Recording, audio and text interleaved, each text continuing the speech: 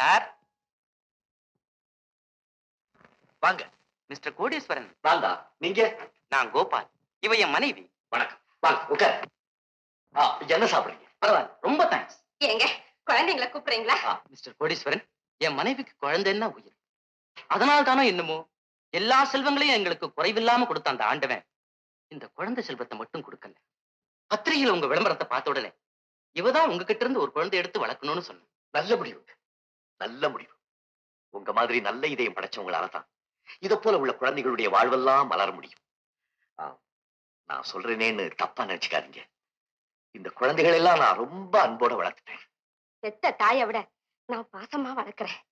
நன்றிமா, நன்றி.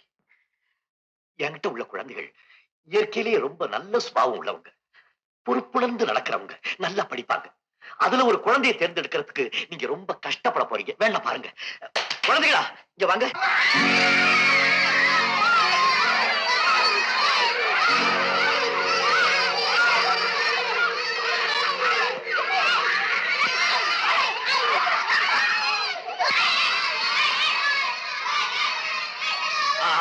அது ஒண்ணும் இல்லைங்க, சின்ன குழந்தைங்க பாருங்க, அதனாலதான் விளையாட்டு. நீங்க பயப்படாம எந்த குழந்தைய வேணாலும் எடுத்துட்டு போலாம். நான் சரிப்படுத்தி காட்டுறேன். எல்லாம் வரிசையா எல்லாம் வரிசையா வாங்க.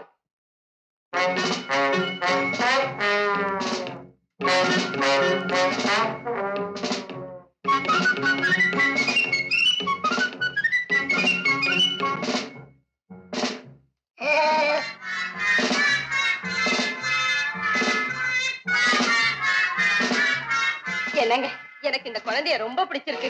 கூட்டிட்டு போங்கம்மா, கூட்டிட்டு போங்க. காந்தின்னு பேரு, சாந்தமான பையன், உங்க வாழ்வுக்கும் சாந்தி கொடுப்பான். காந்தி அவங்க கூட போப்பா. பார்த்தா அவங்க பெரிய பணக்காரவங்க, நிறைய பங்களா இருக்கு, கார் இருக்கு, குதிரை இருக்குல்ல சார்? குதிரை எல்லாம் இருக்கு. நீ பள்ளிக்கூடத்துக்கு குதிரை மேலேயே போலாம், நல்லா இருக்கலாம். அவங்க கூட போப்பா.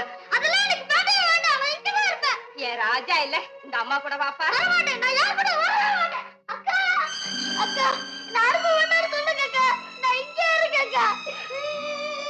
மாமா அவ இங்கே இருக்கட்டும். மாமா விட்டுடுங்க மாமா. மாமா அவ போண்டா, இங்கே இருக்கட்டும். எல்லாரும் பேசாம இருக்க மாட்டீங்க. நீங்க தப்பா நினைச்சுக்காதீங்க. வாங்க அனுப்பிச்சு வச்சு. காந்தி வாப்பா, நீங்க கூட்டிட்டு போங்க. வாப்பா காந்தி, இதோ பாருப்பா, உங்க மாமா ரொம்ப ஏழை. நீ அது வேணும் இது வேணும்னு கேட்டப்பெல்லாம் என்னால வாங்கி கொடுக்க முடியல. அதுக்காக நான் எவ்வளவு கஷ்டப்பட்டேன் தெரியுமா? நீ அவங்க கூட போனீங்கன்னா நீ கேட்டதெல்லாம் வாங்கி கொடுப்பாங்க.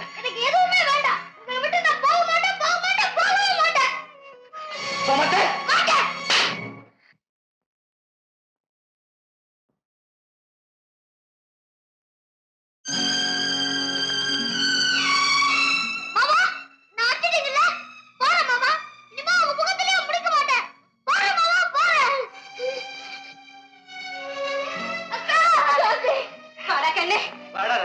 உனக்கு வேணுங்கிறதெல்லாம் வாங்கி தரேன்.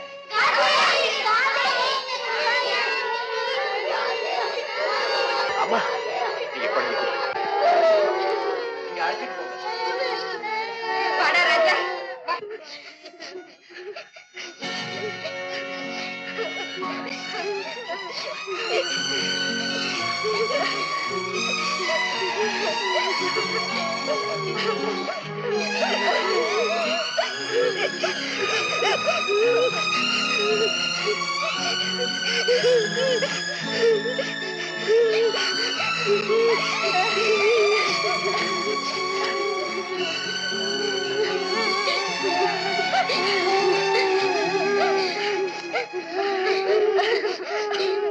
ராஜா எல்லாரும் அழுதுட்டு இருக்கீங்க. போய் வேலை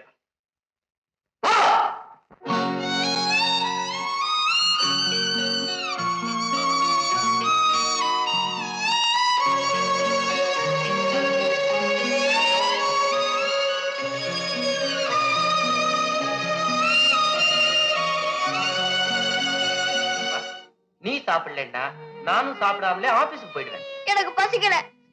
என்னங்க, உங்களுக்கு ஆபீஸ் டைம் ஆச்சு, நீங்க போங்க. குழந்தைய நான் பாத்துக்கிறேன். ராஜா சாப்பிடுறா கண்ணு. நான் உங்க அம்மா இல்ல, சொல்றேன் கேளு. எனக்கு அம்மா இல்ல, என்ன மாமா கிட்ட கொண்டு போய் விட்டுடுங்க.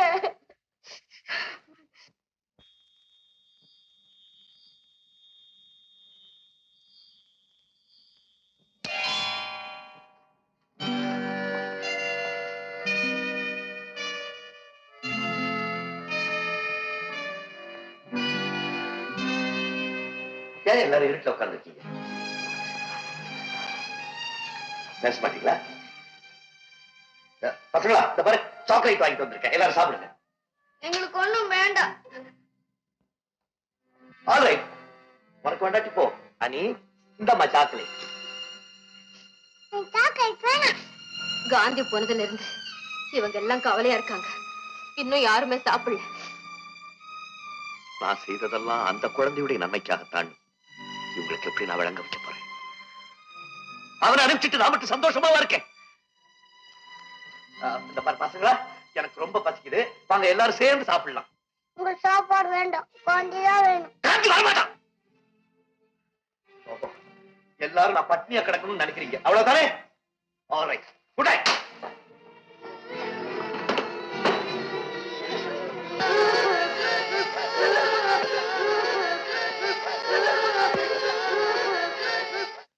இப்ப எல்லாரும் என் மேல கோபமா தான் இருப்பீங்க.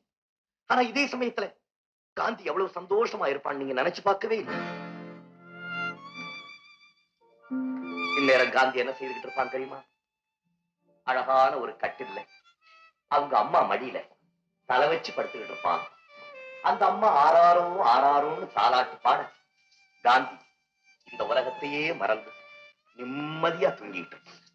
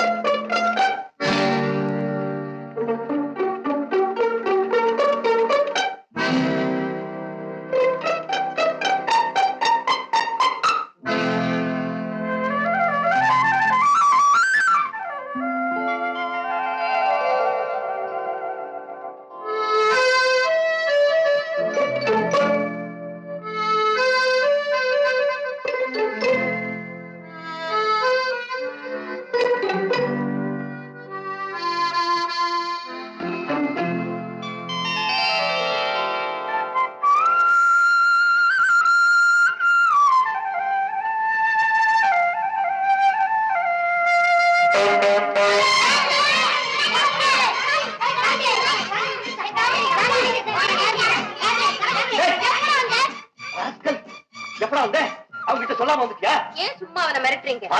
தானாவே வந்திருக்கான். எவ்வளவு தூரம் தானாவே வந்திருக்கான். என்ன அது மாதிரி பாக்குற? அவனாவே வந்திருக்காங்க.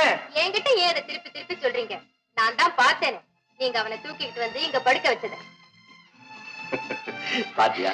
ஆமா, அதுக்கப்புறம் நான் தான் அவனுக்கு நைட் ட்ரெஸ் போட்டு தூங்க வச்சேன்.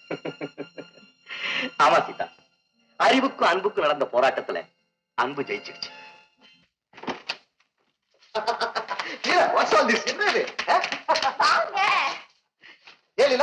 என்ன அவசரமா பாக்கணும் போன் பண்ணியாம என்ன சமாச்சாரம் இருக்க சொல்றேன். என்ன இது லெட்டர்ஸ் எல்லாம்? எல்லாம் நீங்க எனக்கு எழுதின லெட்டர்ஸ் தான். அன்பே லீலா, என் உள்ளத்தை பேனாவாக்கி அதில் உணர்ச்சி என்ற மை கொட்டி என் எண்ணங்களை வார்த்தையாக்கி இம்மடலை வரைகிறேன். வானத்துக்கு ஒரு நிலவு, இந்த முரளிக்கு ஒரு லீலா. இதையெல்லாம் இன்னுமா நீ கிழிச்சு போடாம வச்சுக்கிட்டு இருக்க? அது எப்படிங்க முடியும்? நம்ம அன்பு வளர்றதுக்கு ஆதாரமா இருந்தது இந்த லெட்டர்ஸ் தானே. இத சொல்றதுக்காக தான் நீ நீங்க வர சொன்னியா? ஏங்க இப்படி ஆத்திரப்படுறீங்க? இது வரைக்கும் நீங்க சொன்னதெல்லாம் நான் கேட்டேன்னு, இன்னைக்கு மட்டும் நான் சொல்லதான் நீங்க கேட்கணும். அப்படி என்னத்த சொல்ல போற? உடனடியா உங்க அம்மா கிட்ட என்ன கூட்டிட்டு போகணும். எதுக்கு? நம்ம விஷயத்த அவங்க கிட்ட சொல்றதுக்கு தான். அதுக்கு இப்ப என்ன அவசரம்? அவசியம் வந்திருக்கு. நான் உங்க பிள்ளைக்கு தாயாக போறேன். நீ என்ன சொல்ற? ஏங்க, இது உங்களுக்கு சந்தோஷமான செய்தி தானே? பின்ன இல்லாமையா? பட் இத எங்க அம்மா நம்ப மறுத்துட்டா? எப்படிங்க நம்பாம போயிடுவாங்க? அவங்களும் ஒரு பெண் தானே. ஒரு பெண் எந்த விஷயத்துக்கு போய் சொல்லுவா சொல்ல மாட்டேன்னு அவங்களுக்கு நல்லா தெரியும். உண்மைதான் இல்ல. இருந்தாலும் என் அம்மாவுடைய பிடிவாதம் உனக்கு தெரியாது. அவங்க அவசரப்பட்டு ஏதாவது ஒரு முடிவை சொல்லிட்டா அதுக்கப்புறம் நம்ம ரெண்டு பேரும் நடுத்தருவில் நிக்க வேண்டியதான். ஏங்க அப்படி? சொத்துக்கள் பூரா அவன் அம்மா பேர்ல தான் இருக்கு லீலா. அது இல்லாம நம்மால வாழவே முடியாதா? நிச்சயமா என்னால முடியாது லீலா. நீ அதை பத்தி கவலைப்படாத. நான் சமயம் பார்த்து அம்மா கிட்ட சொல்லி எப்படியாவது அவங்க சம்மதத்தை வாங்கிடுறேன். என்ன லீலா அப்படி பாக்குற? என் பேர்ல உனக்கு நம்பிக்கை இல்லையா? உங்க மேல நம்பிக்கை இல்லாமலா என்னுடைய வாழ்க்கையே உங்ககிட்ட ஒப்படைச்சிருக்கேன். Sweet girl, sweet girl.